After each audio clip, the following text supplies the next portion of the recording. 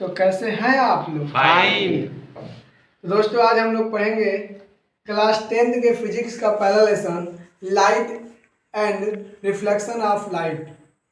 Light and reflection of light, प्रकाश and प्रकाश का परावर्तन। तो सबसे पहले शुरू करते हैं।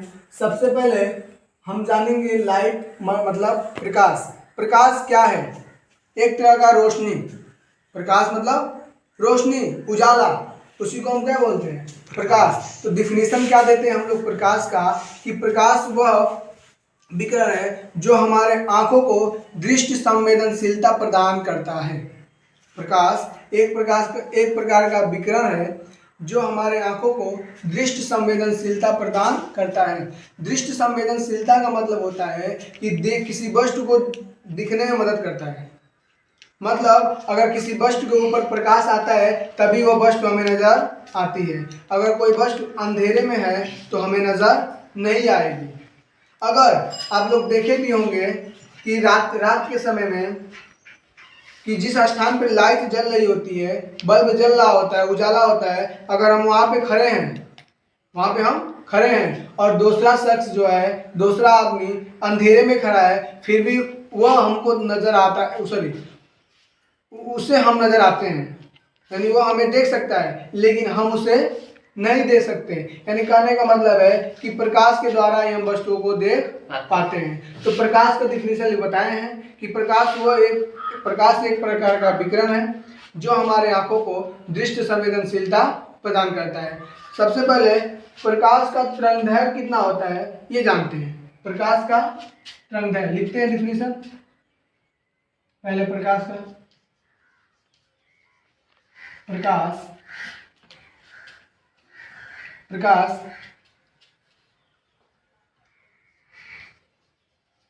एक प्रकार का विकिरण है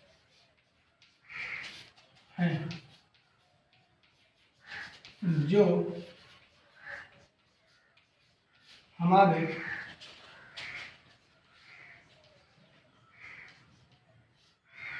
आंखों को दृष्टि संवेदनशीलता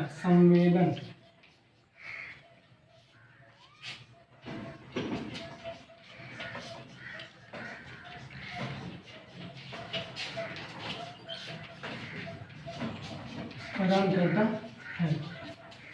दृष्टि संवेदनशीलता प्रदान करता है। लेकिन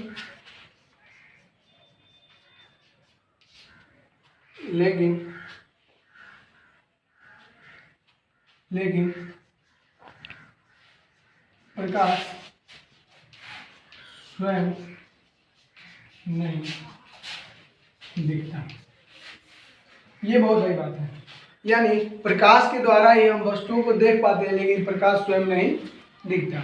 ये बात क्लियर? तो प्रकाश का तरंगदैर्घ्य कितना होता है? प्रकाश का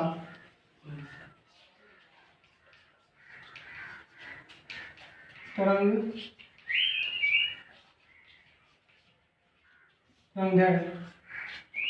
होता है 3900 एंगस्ट्रॉम से 7800 एंगस्ट्रॉम। और एक एंगस्ट्रॉम बराबर होता है 10 की पावर माइनस 10 मीटर। 10 की पावर माइनस 10 मीटर। ये हमारा प्रकाश का तरंगदैर्घ्य है। यानी प्रकाश का तरंगदैर्घ्य जो होता है सबसे कम 3900 और सबसे अधिक 7800 एंगस्ट्रॉम होता है। उसके बाद प्रकाश के बारे में सबसे बड़ी चीज कि आता है निर्वात में प्रकाश की चाल होता है। ये 3 × 10⁻⁸ मीटर प्रति सेकेंड। ये ध्यान दीजिएगा, ये मीटर प्रति सेकेंड में 3 × 10⁸ मीटर प्रति सेकेंड होता है। किलोमीटर में जब जाएंगे तो 3 × 10⁵ हो जाएगा। ये बात याद रखिएगा। उसके बाद इतना ही वस्तु है, प्रकाश के बारे में ज़्यादा कुछ नहीं, आप इतना ही जानिए कि प्रकाश के द्वारा ही हम किसी वस्तु को देख पाते हैं। यानी जब किसी वस्तु में प्रकाश आएगी हम उसको देख पाएंगे। जब उस वस्तु में प्रकाश आना बंद हो जाएगा तो वस्तु हमें दिखनी बंद हो जाएगी। अब किसी वस्तु में प्रकाश आता है तो हमें वो वस्तु नजर क्यों आती है, अब वो पढ़ेंगे हम लोग रिफ्लेक्शन ऑफ लाइट, यानी प्रकाश का परावर्तन। तो इसको अच्छे से नोट कर लीजिए। उसके बाद हम लोग पढ़ते हैं रिफ्लेक्शन ऑफ लाइट, प्रकाश का परावर्तन। अब हम पढ़ेंगे रिफ्लेक्शन ऑफ लाइट, प्रकाश का परावर्तन। अभी अभी हमने पढ़ा कि प्रकाश क्या है, प्रकाश किससे वस्तु कैसे नजर आती है। अब हम जानेंगे रिफ्लेक्शन ऑफ लाइट में, जब किसी तल पे प्रकाश आता है और वहाँ से परावर्तित होकर हमारे आंखों में आता है, तभी हमें वो वस्तु नजर आती है। अब ये घटना कैसे होती है, क्यों होती, कब होती है, जरिए देखिए। ठीक है, डिफिनेशन इसका लिखते हैं। जब प्रकाश किसी तल पर टकराता है और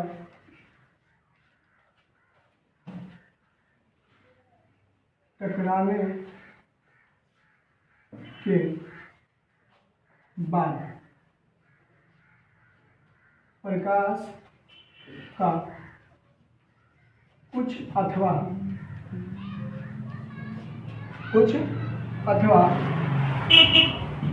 संपूर्ण भाग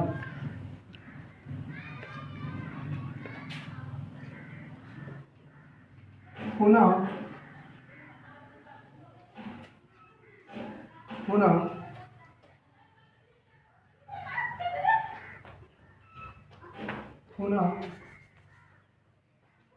लौटने की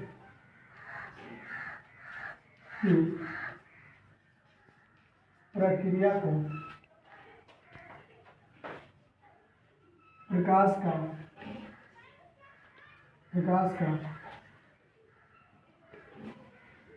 परावर्तन कहते हैं।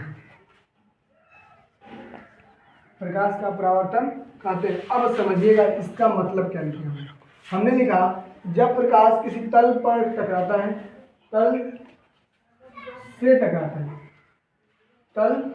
से टकराता है और टकराने के बाद प्रकाश का कुछ अथवा संपूर्ण भाग के लौटने की प्रक्रिया को क्या बोलते हैं, प्रकाश का परावर्तन। ये तो हुआ किताबी भाषा, ये तो हुआ किताबी रजिस्टर बुक में दिया है। अब हम इसको करते हैं प्रैक्टिकल में। मतलब मान लीजिए कोई ये तल है, अब इस पर प्रकाश आएगा, अब आने पे प्रकाश इस पर आने पे जब ही प्रकाश इस पर लैंड करेगा,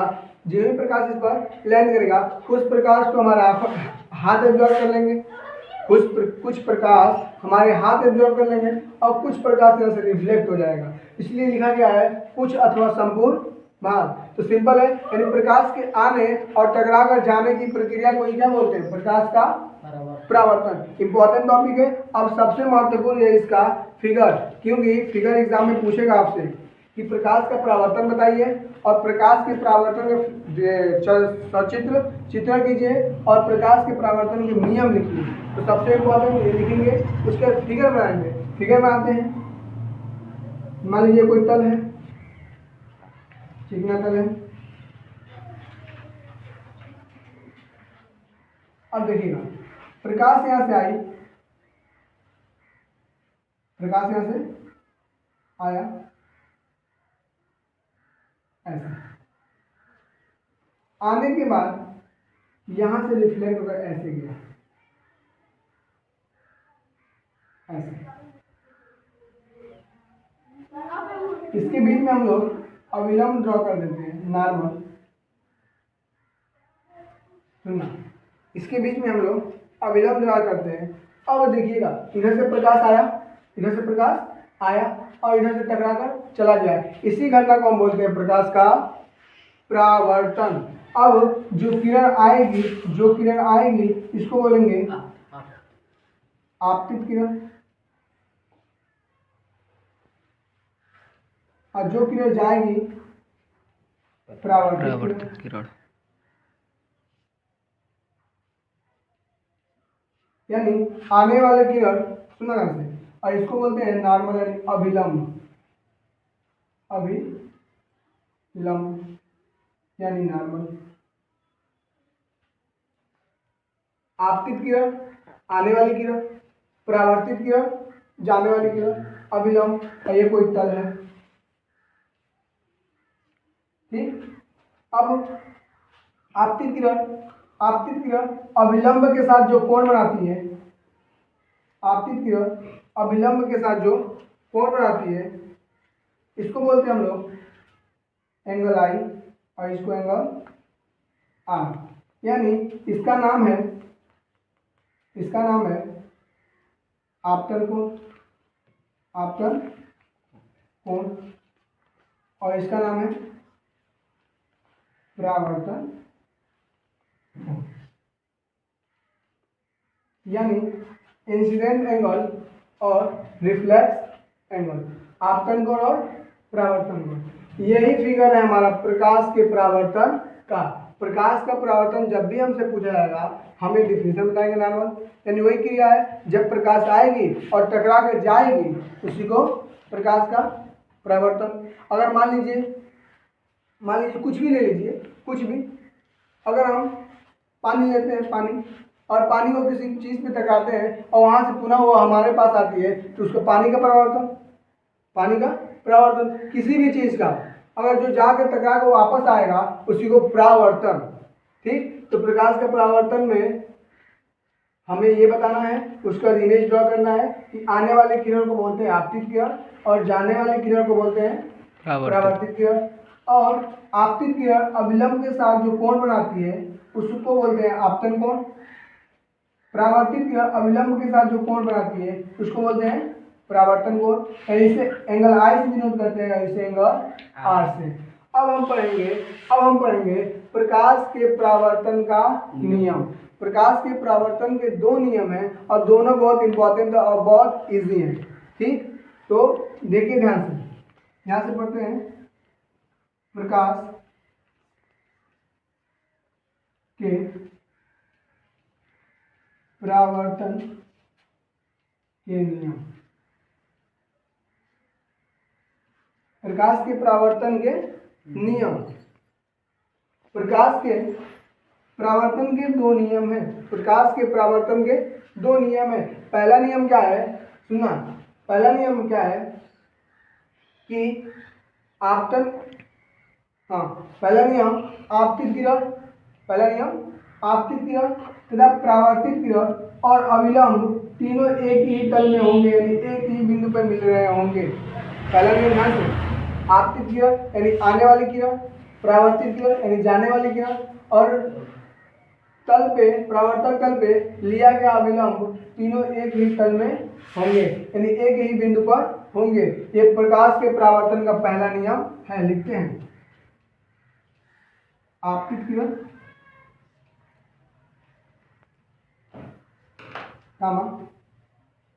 परावर्तित किरण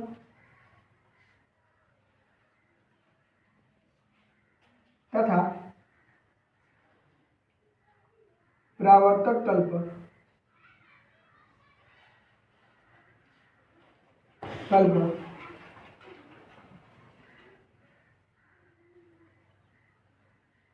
लिया गया अभिलंब तीनों एक ही तल में होंगे, होते हैं।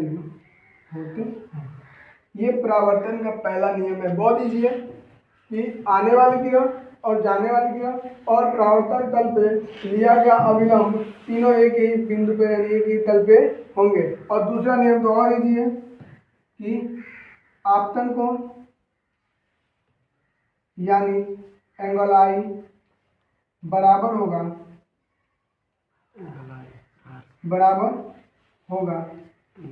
परावर्तन कोण के, परावर्तन कोण यानी एंगल आर के। ये दूसरा नियम है। यानी आने वाला, आप सुनना, आपतित किरण अभिलंब के साथ जो कोण बनाएगी उतना ही कोण होगा जितना परावर्तित किरण अभिलंब के साथ बनाएगी। यानी जिस एंगल से किरण आएगी उसी एंगल से परावर्तन होके जाएगी। ये कौन सा नियम है? परावर्तन का दूसरा नियम। यानी एंगल आई बराबर होगा एंगल आई।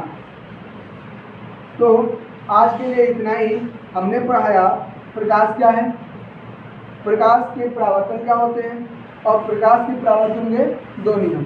अगले वाले वीडियो में हम पढ़ेंगे गोली दर्पण, स्फेरिकल मिरर के बारे में बताया जाएगा कि स्फेरिकल मिरर क्या होता है। जय हिंद, जय भारत।